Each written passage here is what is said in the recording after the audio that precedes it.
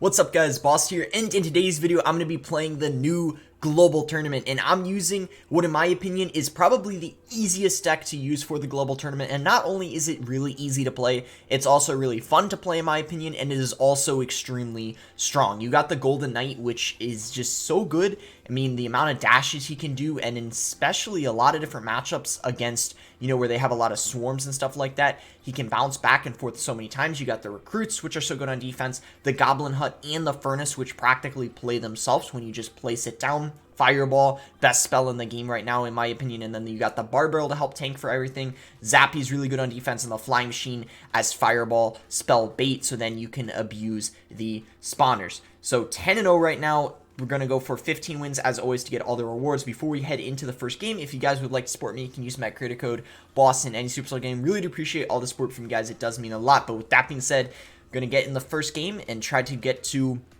15 wins. Also guys, make sure to show a lot of support on this video if you would like to see another global tournament video, maybe going to 20 or 25 wins.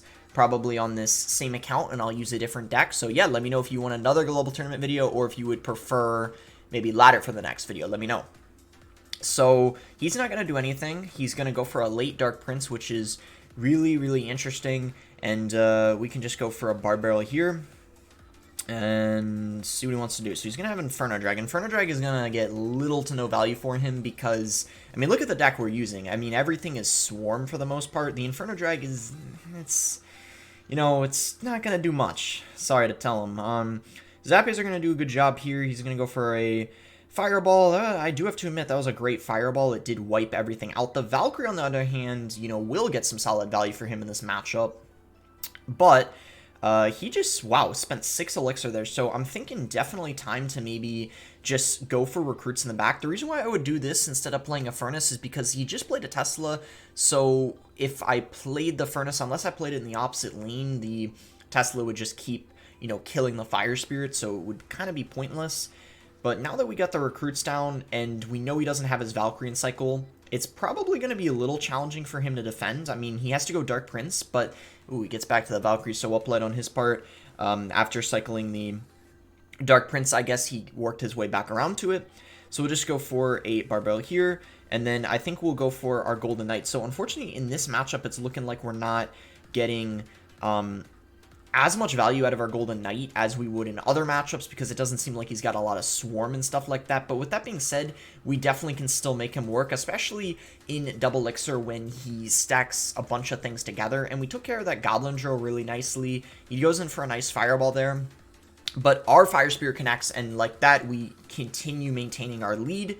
So now we'll try to just completely overwhelm him here. We'll go for a Flying Machine here, go for a Bar Barrel on top of this Dark Prince, and yeah, we're looking pretty good here. We'll set up another Furnace, and this is where we start to overwhelm him, and he goes in for a defensive Drill, which is really interesting. I think I'm going to go for a Fireball here just to hit the tower, the Inferno Drag, and that Goblins that came out of the the Drill. Unfortunately, we do not hit the Tesla, but I don't think it would have been possible just because the Fireball radius is only so large, and it was kind of outside of the radius.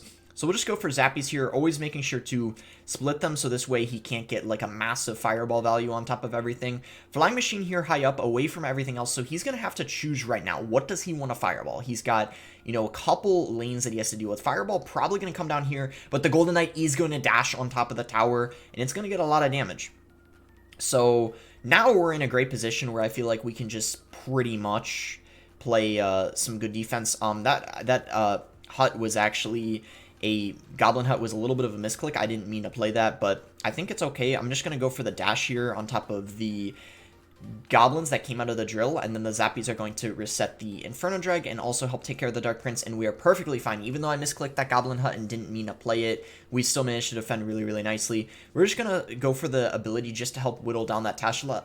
The Tesla, I think it's almost always worth it to activate the ability, even if it doesn't reach the tower. Just the damage output it does for only 1 elixir is pretty massive in my opinion.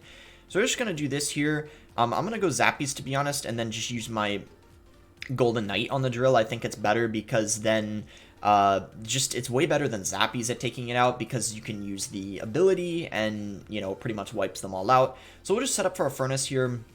We can go for a Flying Machine, and then we'll activate the Golden Knight's ability because it'll force a response out of him. Dark Prince comes down late, and that's honestly something that happens a lot because it's really hard to get that reaction time down on top of him because he just charges up and dashes so quickly. And even though this guy had a Fireball, a Valkyrie, and a Dark Prince, 3 solid counters in my opinion to, you know, spawner decks, we still did a pretty good job. And I mean, honestly, even though you could argue, like, yeah, Valkyrie's good against the Recruits, same with the Dark Prince, I mean, there's just so many Fire Spirits and Spear Goblins for them to deal with, it's just still practically impossible for him to defend. But I mean, hey, I'm not complaining. I mean, it was pretty easy for us, and here we go against a Arabic player here. I guess we can just start off with a Furnace in the middle. I mean, you can't ever go wrong with that. I mean, the only problem is he just immediately went with a Hog, so kind of bad timing in a way. I kind of have to eat my own words because that was actually probably the worst thing that could have happened when I just said you can never go wrong with the Furnace, and then we take,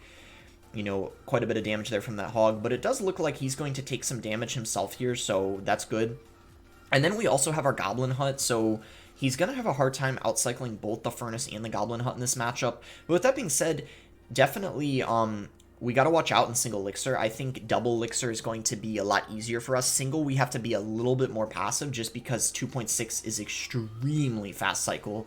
I'm going to go for the Golden Knight's ability here. It's going to dash on the Musketeer and the Tower because he misplayed the Skeletons. He played them too far to the left, and the Golden Knight ended up being closer to that Musketeer than the Skeletons. So huge misplay there, going to cost him about half of his Tower. You can't be making mistakes like that against champions, whether it's the Golden Knight or the Archer Queen or even the Skeleton King. You got to be careful. So just kind of like a little bit of a tip, you can actually play the you can play spawners a little bit further away than you could with other buildings that are not spawners. So for example, if that was a Goblin Cage that I just played, it would not have pulled that Hog Rider. And the reason why is it has a, I don't know why, troops have a bigger sight range or something, or it takes up a larger radius. I'm not entirely sure, but just kind of like a little tip if you guys didn't know that. So the Golden Knight is going to, oh my gosh, I actually got to give a little bit of a wow after that. So he activated the King Tower, but in the process, it charged into the right lane. I mean, that was ridiculous. He's going to get really aggressive here. That's what people often do. When they take a lot of damage, they just load up and start getting, like, really aggressive, kind of like as a desperation push in a way. Like, I mean, that's the perfect definition of, like, a desperation push because he just took a ton of damage. He knows he's losing, and he's just trying to do, like, everything he can to, you know, break through, and it did not work. So we're just going to go for a Fireball here on the cannon and the tower. I mean, we can just spell cycle because we only need 2 more Fireballs, and we practically have, you know, almost our whole tower left. I mean, we have lost a third of it, but it's, you know, like at this point, double Elixir, I mean, it's harder for him to break through now anyway, so I just, you know, consider us to be in a pretty good situation. Golden Knight going to take that out. We can just go for a Goblin Hut here, and then we just need to cycle and we should be fine. So we're just going to play Zappies on this Hog first, and then right after this, we can just go for a Fireball on top of the tower, and that is, yeah, going to be a good game. Just need to play 4 more cards, get back to it, and yeah, no way he should be able to break through. So in this game, we didn't even use our Recruits. Why? Because it was a little bit risky to do so, and 2.6 has a lot of good counters to the Recruits, like the Log, they can kite with the Ice Golem, the Cannon's also really solid against it, and that's okay in certain matchups to not use a specific card, right? Sometimes when you're against Earthquake, maybe you don't use the Goblin Hut because you know that Earthquake is going to be very, very valuable against that, or maybe you bait it out with a Furnace and then use it, so you know, have to be smart with that. But then there's certain matchups where the Recruits, for example, will end up getting you a lot of, I don't think Expo is really that good, so I'm going to strike it. I'm confident I could get, okay, I'll take that. Tornado's pretty solid. And then Furnace, you know, in honor of me using Furnace in this video, I'll obviously keep it. And it's honestly a really, it's a pretty good rare. I mean, I do think Furnace is probably, like, if we're talking about, like, card rankings, I would say it's like an A tier card. I mean, it's actually really solid. So after the Fire Spirit buff, so we're going to go Furnace here. But as I was saying about Recruits, certain matchups, they're not going to get as much value when you're against a fast cycle deck. But then when you're against something like a heavy deck, like Electro Giant or P.E.K.K.A., they're obviously going to get a ton of value for you. So he's going to have a Lightning, and then he's going to go Baby Dragon. So speaking of Electro Giant, this could possibly be Electro Giant, but it could also be, you know, Golem. I mean, there's a couple different things that you know, obviously have Lightning and Baby Dragon. I mean, there's also a very slim chance it could be Lava Hound, but I mean, if we're being honest, more likely than not, it's... But it could also be P.E.K.K.A too, now that I think about it. So here we're just going to go for Goblin Hut. I don't think we're going to do the dash on our Golden Knight just yet. And he's going to have a Valkyrie. So this could really be anything. I mean, it looks to be some sort of off-meta deck. So I'm going to wait a little bit. Okay, he's going to have a Tesla. So I'm going to go Furnace in the opposite lane just because the Tesla would obviously mitigate like all the damage from the Fire Spirits because it's, you know, its fire rate is pretty quick. And he's going to Lightning that. That's a negative trade, so I'm perfectly fine with that. And we're still getting damage from the Fire Spirits too, so overall just very good for me. And then I think I'm even going to go for Recruits here because he doesn't have his Valkyrie yet in Cycle. I mean, I think he could get back to it, but when I played them, he didn't have it in Cycle, obviously. So, yeah, now he's back to the Valkyrie, but it might be a little too little too late because look at all this here. And, yeah, I mean, when you don't have a good spell to take care of the spawners, and you don't have your counter to the Recruits in Cycle, you know, aka the Valkyrie, you're kind of screwed. So, I mean, we already won. I think he gave up. Yeah, this deck is, you know, as you can tell, pretty toxic sometimes. This isn't the first guy who rage quit. Some of the early games I played, I think there were like 2 or 3 people who just gave up. It's just, yeah, such a toxic deck. I don't blame him. And yeah, I mean, that's what happens when you don't have any reliable counter in Cycle. So 13-0 right now. Let's see if we can make the clean 15-0. Not getting a single loss would be great. So, alright, we don't have Furnace. We do... Okay, so we'll go Goblin Hut into the Furnace. I mean, it technically cancels each other out in a way. I mean, the Goblin Hut does spawn slightly faster, so the Fire Spirit should never make it to our Goblin Hut, but then the same thing, it's going to be hard for us to make it to his tower, so like I said, it just kind of cancels each other out. So we can just go for a Flying Machine over here so he can't spell both the Goblin Hut and the Flying Machine at the same time, and then he's going to go for a Witch, so I'm probably going to Fireball that just because it's really annoying. I might end up regretting it depending on what the rest of his cards are, but I don't know. I can't let that thing stay alive for too long. We're going to go Barb Barrel on top of it just to finish it off, and then hopefully that Fire Spirit goes on that one Spear Goblin. It does, so that's great. And then with that Barb Barrel, we end up taking the... Okay, I'm just going to Furnace here just to play it on... Okay, so he's going to... Okay, well, this is going to be a very interesting match because we're both pretty much using the same thing. So our Golden Knight is going to be pretty good. If there's a bunch of, like, spawners clumped together, so that's something to keep in mind. I'm going to Flying Machine here, and then I'm going to activate the ability right now, and hopefully it can... Oh, wow, I don't know why it just stopped, but that was kind of awkward. Yeah, I don't really know what happened there. That sometimes happens. I don't know if it's like a glitch or something, but sometimes the dashes are pretty inconsistent. I have no clue why it stopped, and as a result of that, we pretty much took a ton of damage in the right lane, and on top of that, got no damage on his end, so yeah, that was just horrible. I mean, I don't know if that's like entirely my fault. It was just kind of the, I guess, you know, bad luck, but... You know, regardless, I guess it's, you know, not the end of the world. We definitely could come back. I guess I'm going to activate the... Okay, that was a good cannon cart to prevent the ability. I got to give him credit there. That definitely was pretty well played on his part. So the Flying Machine, though, definitely coming in clutch right there, getting some good value. And I'll tell you what, let's set up for Recruits here because we can play them in front of the Spear Goblins from that hut. Oh, no, is that... Yeah. Oh, it didn't splash and kill it. Never mind. Oh, no, I should have fireballed the Flying Machine and the Witch together instead of fireballing the tower, but I guess it's okay as long as the Witch can be taken out. If it can't, then... Okay, good. We do take it out, finally. Alright, so... I'm gonna go Golden Knight here. This might be our chance with the dash. Let's do it. It won't make it to the tower, unfortunately. We're going to go Zappies here. And, I guess Barb Barrel to take care of the Skellies. One of the E-Barbs will make it to the tower. We're going to go Flying Machine here. And yeah, I think this is going to be GG. Unfortunately, we just kind of had a little bit of a rough start, I would say. Wait, did I speak too soon? I might have just spoken too soon.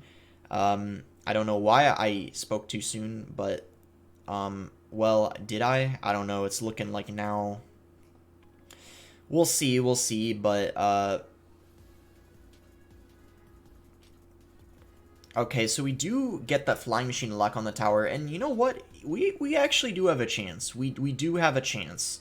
Maybe not a very large chance, but we still are in this because we got that good damage, and I feel like the momentum is going our way. And he just let the Flying Machine lock on.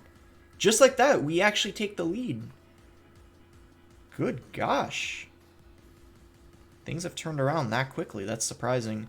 So Golden Knight going in here, it's just going to probably get distracted and not go towards the tower, but that's okay. He lets the Flying Machine lock on the tower again, and just like that, we came back and win the game. I mean, yeah, I don't know. I mean, that's the thing. I mean, things can turn around really quickly, and I don't know why I kind of, well, I don't know if I necessarily gave up, but I kind of lost hope in that match for a second because it was not going well, but I shouldn't have done that because I kind of underestimated that Flying Machine. But hey, I mean, at least it kind of, you know, when you don't expect to win and then you do win, it makes the win more satisfying, so I'll take it. It's gonna go Mega Minions, so, I mean, that could be, like, a lot of different things, but usually it's associated with some type of, you know, like, beatdown deck majority of the time.